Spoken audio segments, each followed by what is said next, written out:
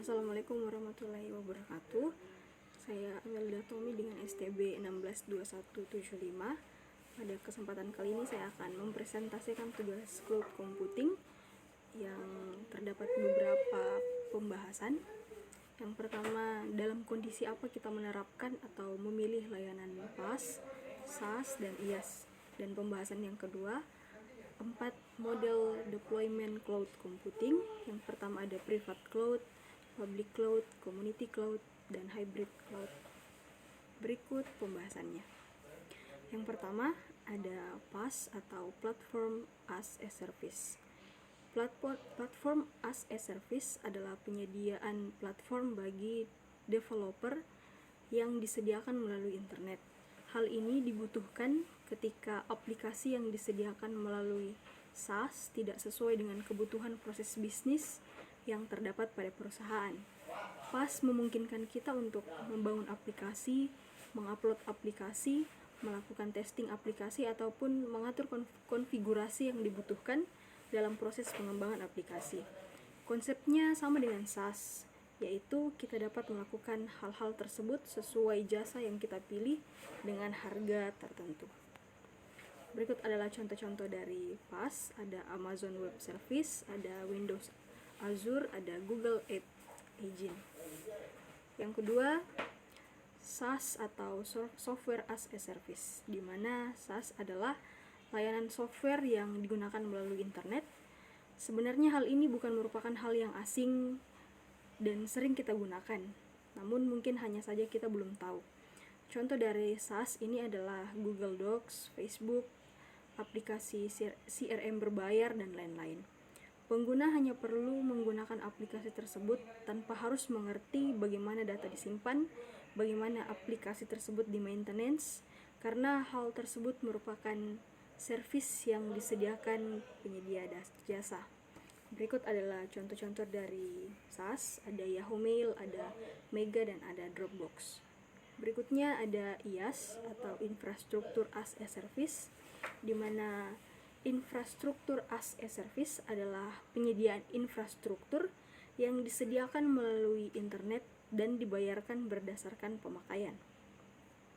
Hal ini terjadi apabila developer membutuhkan sebuah infrastruktur di mana dia dapat melakukan setting untuk jalannya sebuah aplikasi. IaaS memberi kendali penuh bagi pengguna layanan untuk menyewa infrastruktur IT atau storage, RAM, prosesor, dan lain-lain secara virtual tanpa sistem operasi, yang tentunya pemilihan sistem operasi tersebut dipilih berdasarkan keinginan pengguna.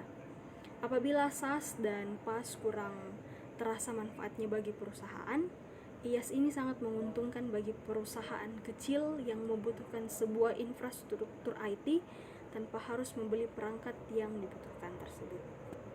Berikut adalah contoh-contoh dari IaaS, ada Cisco, ada Biznet Geo, ada Amazon EC2. Kita ke pembahasan yang berikutnya, yaitu 4 model deployment cloud computing. Yang pertama ada private cloud, di mana private cloud adalah layanan cloud computing yang disediakan untuk memenuhi kebutuhan internal dari organisasi atau perusahaan. Biasanya departemen IT akan berperan sebagai service provider atau penyedia layanan, dan departemen lain akan menjadi user atau pemakai.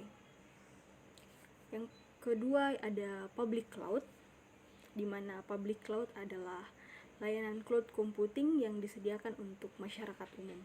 Kita sebagai user tinggal mendaftar ataupun bisa langsung memakai layanan yang ada. Banyak layanan public cloud yang gratis, dan ada juga yang perlu membayar untuk bisa menikmati layanannya. Yang berikutnya ada community cloud.